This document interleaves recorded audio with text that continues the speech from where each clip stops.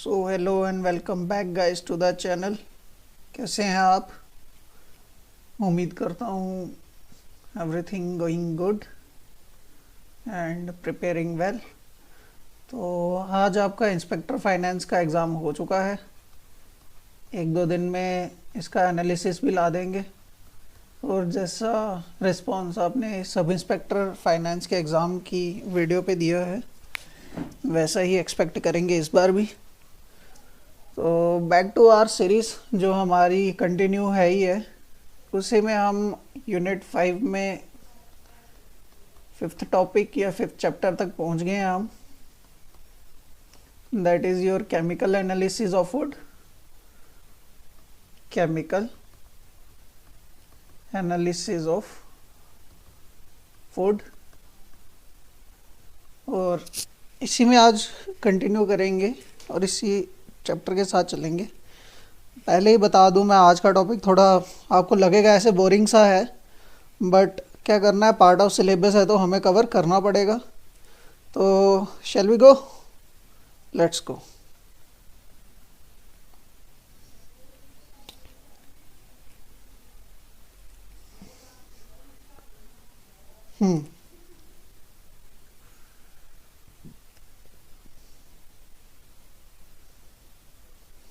चलिए करते हैं अभी।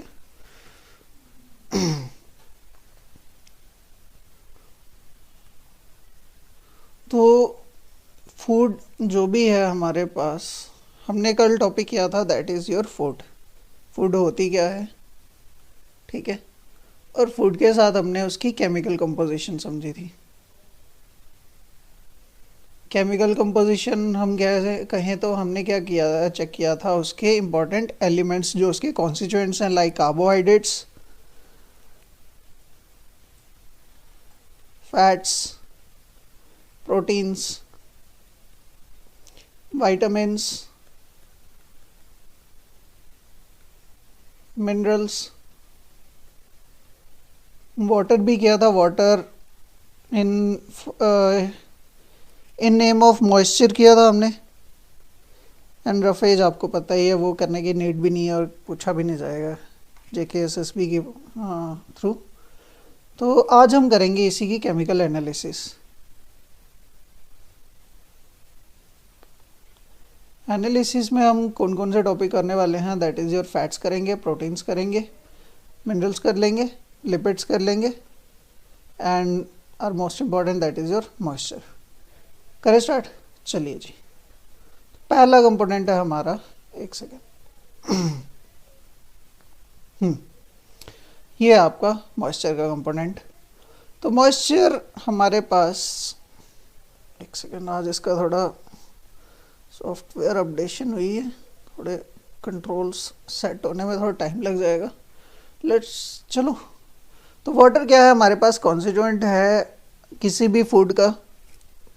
हमारे पास समटाइम्स 50 to 60% भी वाटर रहता है कुछ फूड्स में, और कुछ फूड्स में हमारे पास 10 to 20% वाटर रहता है। बट हम ये कह सकते हैं कि हर फूड मटेरियल में हमारे पास वाटर का कुछ ना कुछ कंटेंट रहता है in the form of moisture. Clear?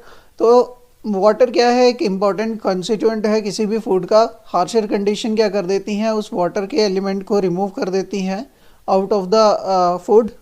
Most of the methods for the estimation of water in food depends on the loss in weight on heating. Water के एलिमेंट्स ही उसमें से एक्सट्रैक्ट आउट होंगे तो उससे क्या हो जाएगा, उसके वेट पे भी इम्पैक्ट पड़ेगा। Loss in weight on heating is not entirely because of water as the other volatile substances evident to the sense of smell are present in most of the foods. Clear? Significant loss of volatile compounds from the food is another potential difficulty in determination. तो ये कुछ methods हैं जिसके through हम ये समझते हैं कि वाटर कैसे एक्सट्रैक्ट हो रहा है out of the food materials. Clear? ये है हमारे पास direct methods and some are indirect methods. Direct methods में हमारे पास क्या है, involves removing of water of the food by simple drying, distillation, extractions, and its quantity is measured by weighing, titration, and so on. Oven drying, vacuum drying, freezing drying, distillation method, Carl Fisher method, chemical dissociation, gravimetric analysis and gas chromatography, ये कुछ methods हैं जो direct methods हैं. Clear. ये उसमें से important है Karl Fisher, इसको हम डिटेल में भी करेंगे. क्लियर. ये है आपका method Karl Fischer method. Next है हमारे पास इनडायरेक्ट मेथड्स. तो बात करें इनडायरेक्ट मेथड्स में क्या है हमारे पास. ये मेथड किस तरह से यूज़ करते हैं हम. Calibrated against standard moisture values. ठीक है. Precisely determined using direct methods like refractometry, infrared absorption, infrared reflecting spectroscopy, microwave absorption, dielectric capacitance, mass spectrometry, NMR, spectroscopy, neutron scattering method and so on. तो ये कुछ methods हैं जो indirect methods हमारे पास आते हैं in order to remove moisture from the food. Clear? तो ये कुछ ये उसमें से एक मेथड है like air oven drying method. इसमें हम क्या करते हैं, oven should be thermally regulated to this temperature का वेरिएशन हमारे पास रहता है. हैव मिनिमल हमारे पास oven should be thermally regulated इस टेम्परेचर पे, और मिनिमली टेम्परेचर वेरिएशन कहाँ पर रहता है हमारा +-3 degree Celsius in the oven. Clear. Next है हमारे पास वैक्यूम ओवन ड्राइंग मेथड. एक सेकंड में इसको थोड़ा जूम कर लेता हूं.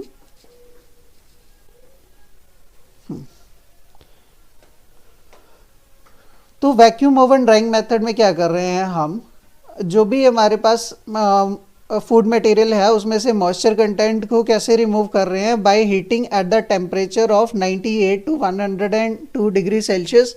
और प्रेशर कंडीशंस क्या ले रहे हैं हम, 20 to 100 mm of Hg, और time duration 2 to 6 hours. Clear. Next है हमारे पास डिस्टिलेशन मेथड्स. तो हम यहाँ पर दो टाइप की डिस्टिलेशन कर रहे हैं, that is direct distillation and reflux distillation. Direct distillation में हम क्या कर रहे हैं, फूड को हम हीट करते हैं with in a liquid immiscible in water. ठीक है. And has high boiling point. Example mineral oil. The water in the food like spices and herbs distills directly from this liquid, condenses and collects in a graduated tubes. The volume of the water removed is then measured like in spices and herbs. Clear. Reflux distillation देखें तो यहाँ पर क्या करते हैं हम, जो solvent की हमारे पास एजियोट्रोपिक प्रॉपर्टीज़ होती हैं हम उनको यूज़ में लाते हैं. ठीक है. कि हम क्या करते हैं, वाटर को विद इमिसिबल सॉल्वेंट लेते हैं, distil of together at a constant ratio and frequency eight the temperature lower than the boiling point of either component. ठीक है.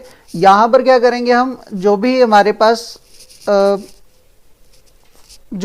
पास फूड मटेरियल है उसमें हम वाटर के साथ इमिसिबल सॉल्वेंट लेते हैं, और जिसका भी टेम्परेचर लोअर पे, जिसका भी बॉइलिंग पॉइंट हमारे पास क्या होता है, लोअर रहता है, हम उसकी फ्रीक्वेंसी के साथ उसको रेशियो में ले लेते हैं. क्लियर. चलिए. Next is your Karl Fischer titration method. इसको मैं एक मिनट जूम कर लूँ थोड़ा.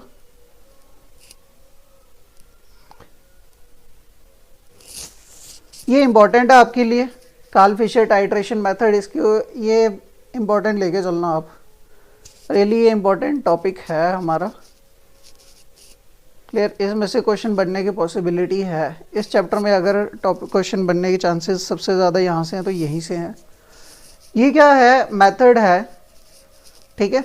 ये approved for dried vegetables, oils, fats, cocoa products and liquid molasses. ये मेथड इसको यहाँ पर है,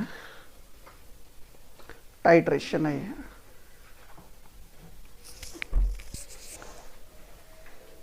is based upon quantitative reaction of water with an anhydrous solution of sulfur dioxide and iodine dissolved in pyridine and an alcohol. तो यहाँ पर क्या है हमारे पास, सॉल्यूशन है किसका, सल्फर डाइऑक्साइड का, एनहाइड्रस किसके साथ, आयोडीन, डिजॉल्व किस में की है, पायरिडीन प्लस अल्कोहल, अल्कोहल के लिए ROH, ये हमारे पास है। तो हमारे पास Karl Fischer reagent consist of ये आ गया हमारे पास iodine, pyridine, SO2 and methanol. Titration is conducted either by volumetric method और by coulometric titration where the end point is determined by the potentiometer. Clear. Next है आपके पास रिफ्रैक्टोमेट्री। तो refractive index यहां पर मैटर करता है। यहां मैं इसको ऐसे समझा दूं आपको। रिफ्रैक्टिव इंडेक्स किसका, मॉइस्चर का। ठीक है, जैसे जैसे रिफ्रैक्टिव इंडेक्स ऑफ मॉइस्चर की वैल्यू डिक्रीज होती जाएगी, हमारे पास रिफ्रैक्टोमेट्री पे जो वैल्यू है हमारे पास इसके क्या बोलते हैं इसको, ये क्या हमारा होना शुरू हो जाएगा, यहाँ पर कैलिब्रेशन कर्व पे हमें ये वैल्यू बढ़ती हुई दिखेगी। Refractive index increases as the moisture content decreases. By measuring the refractive index of the solution, the moisture content can rapidly determine using an appropriate calibration curve. जैसे जैसे मॉइस्चर का content decrease होता जाएगा वैसे वैसे रिफ्रैक्टिव इंडेक्स यहाँ पर बढ़ता जाएगा। किसका, फूड मटेरियल का। Refractometry is best suited for high sugar products like fruit products, syrups, honey. Moisture content of the sample may be calculated using a calibration curve. ठीक है, जिस पे हमारे वैल्यू इंक्रीज होती हुई दिख जाएगी। And the mass of food homogenised in the solvent. चले आगे। नेक्स्ट प्रोडक्ट आ गया, यहाँ पर मॉइस्चर वाला सब टॉपिक हमारा खत्म होता है। अब पढ़ लेते हैं हम प्रोटीन के लिए। ठीक है, all the food contains protein although traces amounts are found in honey and maple sugar. ये हमारे पास सोर्सेज हैं, बियॉन्ड दैट डिफरेंट सोर्सेज हैं। ये हमने ये कुछ एग्जांपल्स हैं बीच में। ठीक है, protein content is calculated from the total nitrogen determined by either Kjeldahl method और Pregehl-Demas method. Amides, ammonium salts, nitrates, lectin, nucleic acid, purines of tea, coffee, cocoa, meat extracts in addition to protein contain nitrogen in varying proportions। Protein हमारे पास usually क्या होते हैं, nitrogen के ही components होते हैं जो हमें इम्पोर्टेंट रहते हैं हमारे लिए। तो protein content can also determine directly by formal titration, UV spectrophotometry, Lowry method, dye binding method, IR spectrophotometry, NMR spectroscopy, turbidimetry, refractometry and so on. Clear, ये कुछ मेथड्स हैं जिसके थ्रू हम प्रोटीन का कंटेंट चेक करते हैं। सारे important हैं, इनको कर लेना।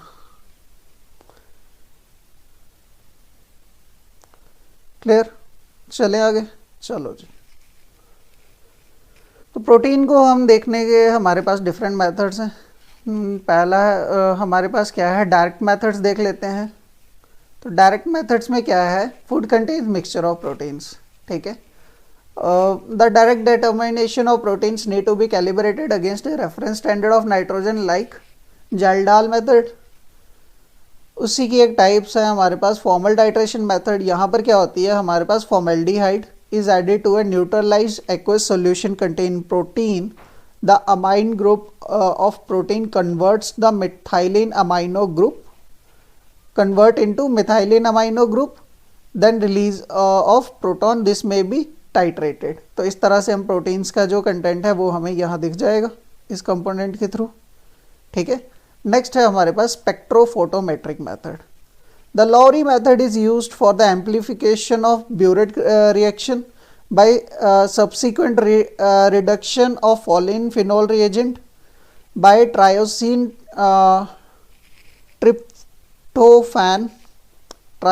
and tryptophan. This redox reaction is accompanied by formation of a blue color which is highly pH dependent 10 to 10.5। ये हमारे पास स्पेक्ट्रोफोटोमेट्रिक मेथड। इसमें क्या है, लॉरी मेथड में हमारे पास क्या होगी, ब्यूरेट रिएक्शन होगी। ठीक है, जहाँ पर सब्सिक्वेंट रिडक्शन होगी किसकी, फॉलिन का फिनोल रिएजेंट जो किससे बना होता है हमारे पास, फॉस्फो मोलिब्डिक एंड फॉस्फो टंगिस्टिक एलिमेंट से बाय ट्रायोसिन और ट्रायोफैन ट्रिप्टोफैन। दिस रेडॉक्स रिएक्शन में हमारे पास क्या बनता है, ब्लू कलर का एक एलिमेंट बनता है जो हमारे पास पीएच कैसी दिखाता है, पीएच की रेंज क्या रहती है वहाँ पर 10 to 10.5, that is basic in nature हो जाता है। क्लियर, चले आगे। नेक्स्ट है हमारे पास इनडायरेक्ट मेथड्स।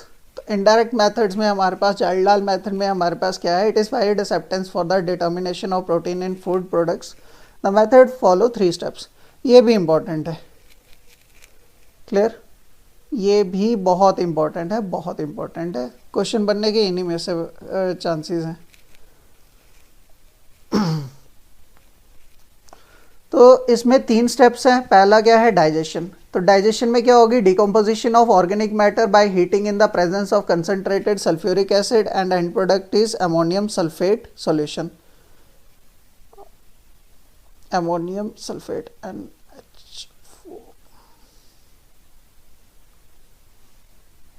इस तरह से NH4 अमोनियम सल्फेट ये रहेगा। ठीक है, नेक्स्ट है हमारे पास डिस्टिलेशन। तो डिस्टिलेशन में क्या है, ammonium sulphate is converted into gaseous ammonia by addition of an excess base followed by boiling and condensation of the ammonia in a receiving solution acid। Clear, तो अमोनियम सल्फेट को जब हम क्या कर रहे हैं, हीट कर रहे हैं, तो वो किस में कन्वर्ट हो रहा है, अमोनिया में, और बाकी बेसिस जो हमें मिल रहे हैं followed by boiling and condensation of the ammonia in A receiving solution. Third step क्या है, हमें यहाँ पे डिस्टिलेशन में हमें क्या मिल रही है, अमोनियम सल्फेट से अमोनिया और बाकी बेसिस मिल रहे हैं। टाइट्रेशन में क्या है, quantification of the unreacted acid in the collecting vessel, the rate of digestion and the completeness of the breakdown of nitrogenous compounds to ammonium sulfate mainly depends upon heat input, amount of boiling point, elevator of acid, addition of catalysts, oxidants, reflux rate of sulfuric acid and length of digestion. Ammonia is liberated from the acid digestion mixture by distillation in the presence of alkali। और alkali कितनी रहेगी हमारे पास, 50% के आसपास। Clear, चले आगे। चलो जी, next है हमारे पास ड्यूमास कंबशन मेथड। ये भी इंपॉर्टेंट है।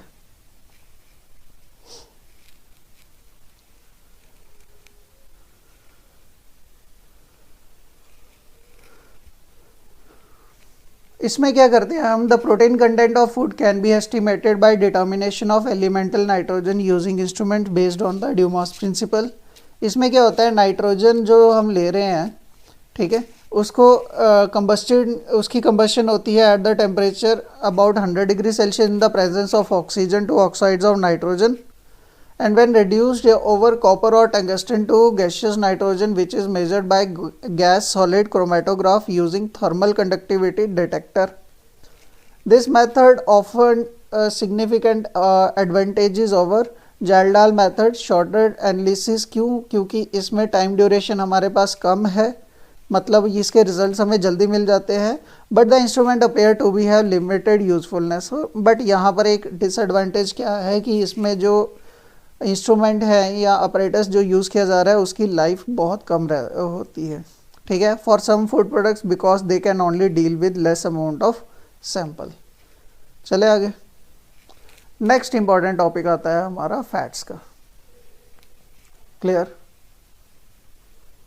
तो oil and fats from oil seeds and fruits as well from the animal fatty tissues correspond quite closely with those extracted by diethyl ether.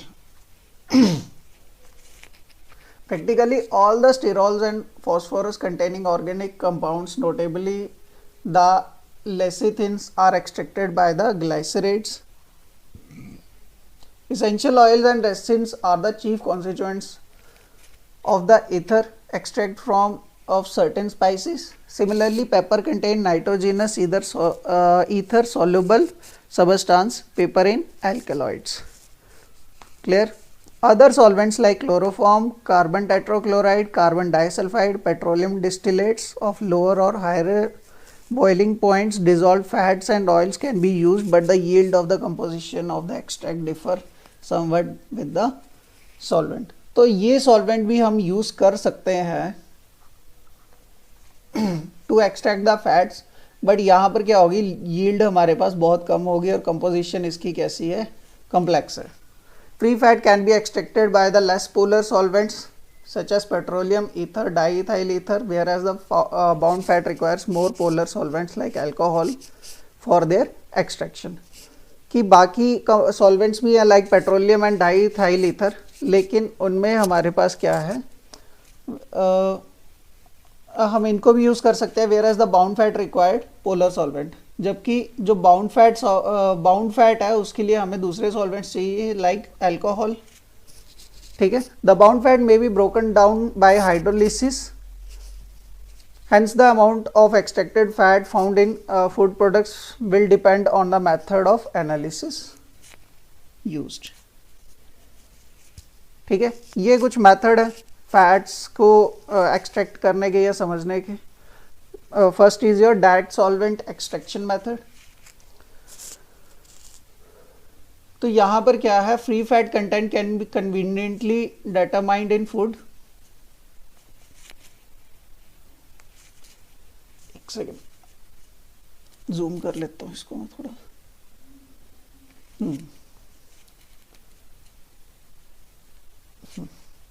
Free fat extraction in the presence of alcohol causes release of lipodal substances bound to proteins and carbohydrates, phospholipids and glycolipids.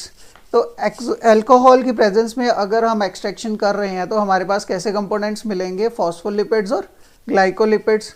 In the presence हमारे पास to release lipoidal substances.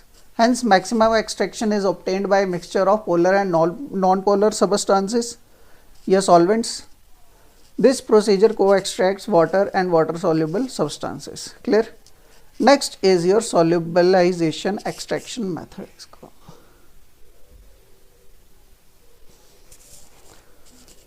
तो bound fat को निकालने के लिए हमारे पास क्या होने चाहिए, पोलर सॉल्वेंट्स लाइक अल्कोहल, ये हमने अभी कवर किया. Dissolution of the food can be achieved by acid or alkaline hydrolysis. In acid hydrolysis method, the sample is heated on a steam bath with dilute HCl and boiled for 30 minutes. तो यहाँ पर क्या है, sample को जब हम HCl के साथ बॉईल कर रहे हैं 30 मिनट्स के लिए, सैंपल सॉल्यूशन फिल्टर थ्रू है filter paper and washed with hot water. तो हमारे पास जो भी एक्सट्रैक्शन हमारे पास आएगी वो हमें क्या मिल जाएंगी, fats. The filter paper is then over dried and placed directly to a Soxhlet apparatus and extracted with ethyl petroleum ether or dichloromethane. Clear? In alkali hydrolysis method, Rose-Gottlieb method, the material is treated with ammonia and alcohol in cold and fat is extracted with diethyl ether petroleum ether mixture. Next है हमारे पास volumetric method.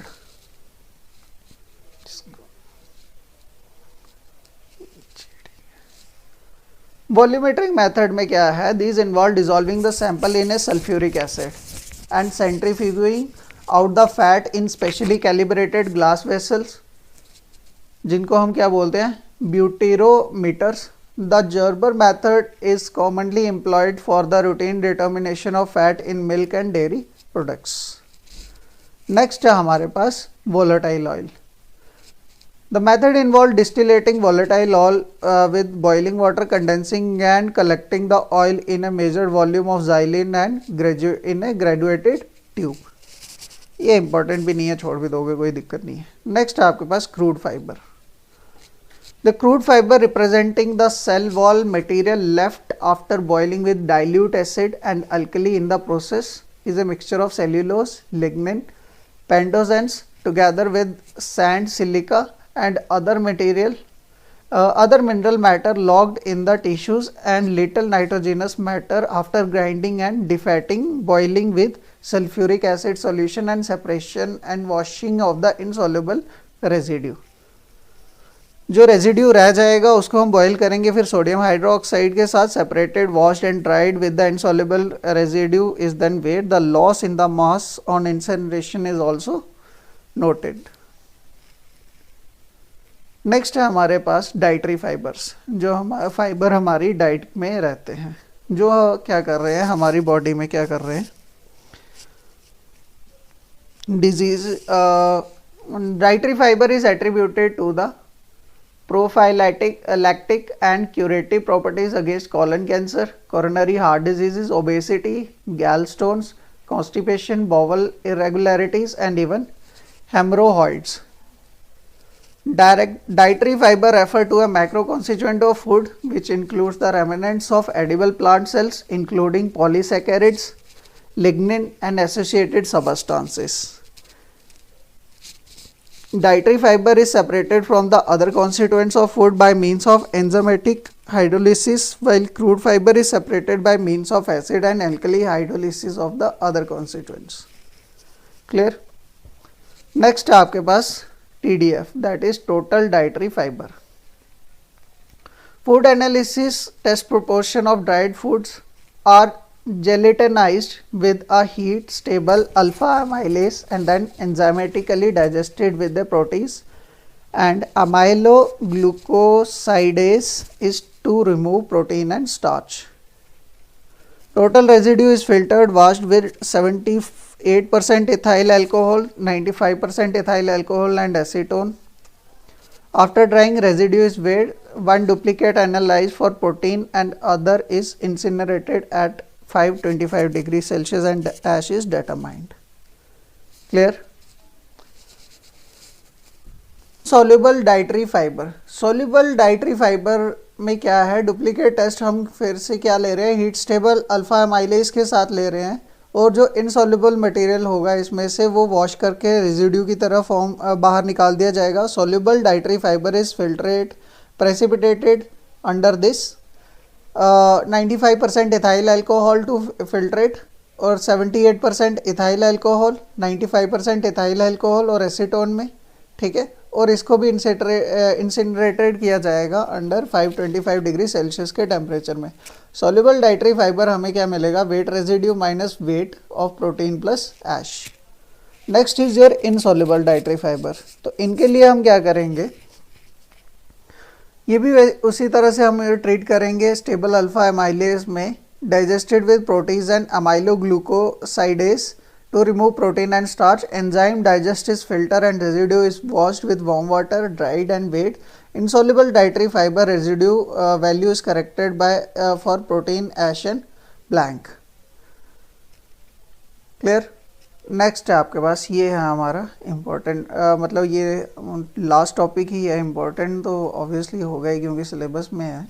Total ऐश. ठीक है, तो H refers to the inorganic residue remaining after total incineration of organic matter. तो जब भी कोई कंप्लीट प्रोसेस में से निकल जाएगा कोई भी फूड मैटर है, जो लास्ट में रह जाएगा हमारे पास ऑर्गेनिक मटेरियल, वो है हमारे पास ऐश. ठीक है, when a high ash figure suggests the presence of an inorganic adulterant, it is advisable to determine the acid insoluble ash. Clear? उसी में हमारे पास क्या है, ड्राई एशिंग है. तो ड्राई एशिंग में हम क्या कर रहे हैं, स्टैंडर्ड मेथड माना जाता है. इसमें हम क्या करते हैं, सैंपल को इग्नाइट करते हैं in this temperature to oxidize all organic material without flaming. The inorganic residue that does not volatilize at the temperature is called ash. तो जो मटेरियल इस टेम्परेचर पे भी ख़त्म नहीं होता है वो हमारे पास क्या होती है, ऐश. ठीक है, ash content is determined from the loss of weight which occurs from complete oxidation of sample.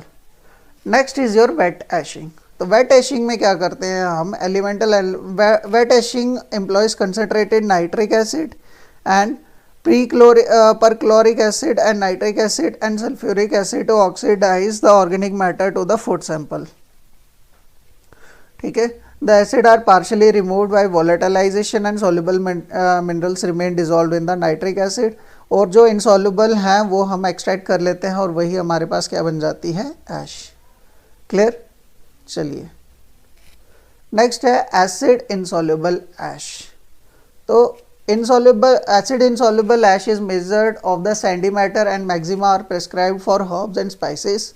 Acid insoluble ash is determined by dissolving ash in dilute hydrochloric acid. The liquid filtered through the ashless filter paper and thoroughly washed with hot water. The filter paper is then ignited in the original dish, cooled and weighed. ठीक है, तो जो material हमारी dish को रह जाएगा वो हमारे पास क्या रह जाएगा, ash. Clear. Next is sulphated एश.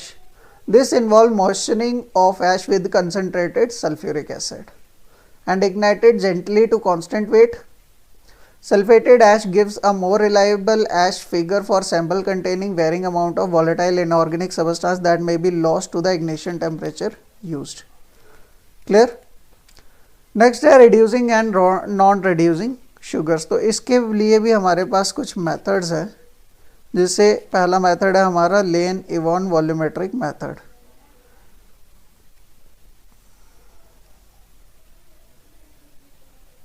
ठीक है, तो reducing sugar and non-reducing sugar reduces the copper of Fehling solution or to the red precipitous cuprous oxide. The sugar content in a food sample is estimated by determining the volume of unknown sugar solution required to completely reduce the measured volume of the Fehling solution. Clear? इस method में हम क्या कर रहे हैं, methylene blue is used as an oxidation reduction indicator of the endpoint. The methylene blue is added to the reaction mixture of the sugar Fehling solution. Its use is based on the fact that it is reduced and completely decolorized by a minute amounts of reducing sugar or invert sugar, but not so long as cupric salt is present. Reduction is carried out in a flask in which the liquid is kept boiling constantly to prevent reoxidation. Clear? Last है आपका colorimetric method. ये भी important है.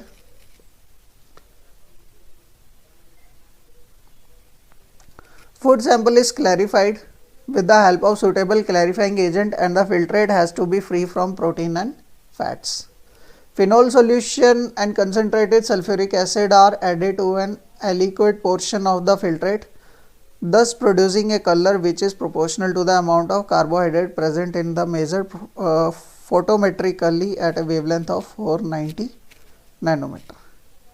Clear? Next is your starch.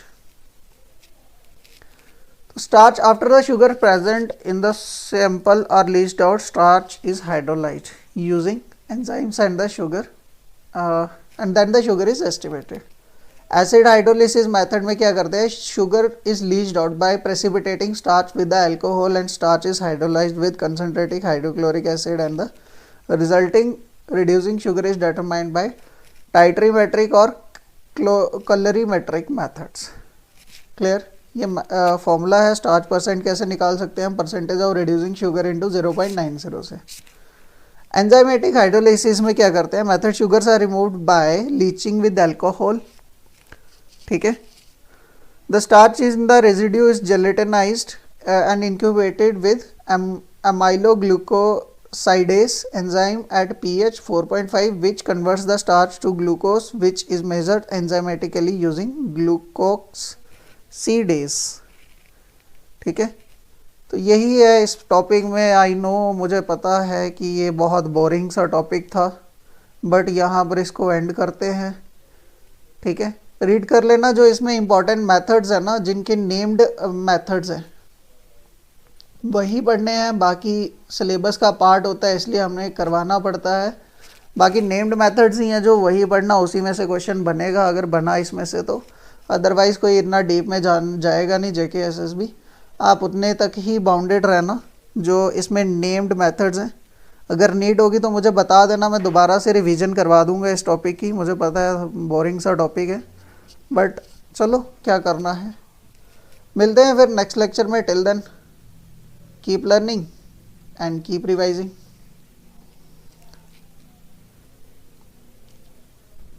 मिलते हैं फिर आपसे next lecture में. Till then goodbye and have a good time. Bye bye.